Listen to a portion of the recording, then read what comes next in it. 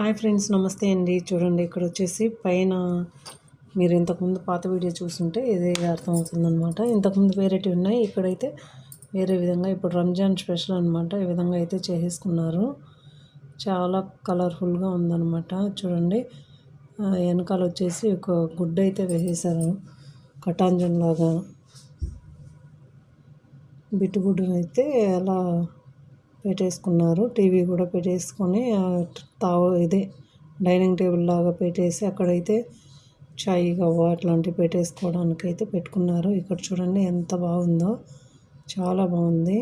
ఇవి కూర్చోడానికి ఇంతకుముందు వేరేటివి ఉన్నాయి, అయితే కుర్చీల పైన లాస్ట్లో ఉంది చూడండి, మిడిల్లో అక్కడ బెంచ్ ఒకటి పాతది, ఆ విధంగా ఉన్నాయన్నమాట. అయితే తీసేసి ఇప్పుడు కింద కూర్చోడానికి ఈ విధంగా అయితే అంతా మొత్తము అంటే గ్లాసులు, ప్లేట్లు అన్నీ ఒకటే రంగులో అయితే బ్లూ కలర్లో తీసేసుకున్నారు.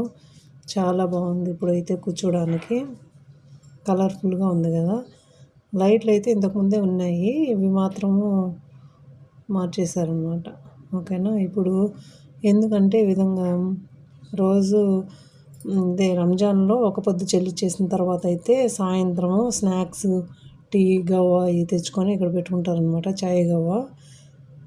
నైట్ వచ్చేసి ఇది ఒక చీమ బొద్దింకేమో కనపడిచాయంట, అందుకు భయపడేసి ఇక్కడ చీమల మందు, బొద్దింకల మందు ఇవి పెట్టుకోవాలని కిందకు వచ్చేసారు అందరూ.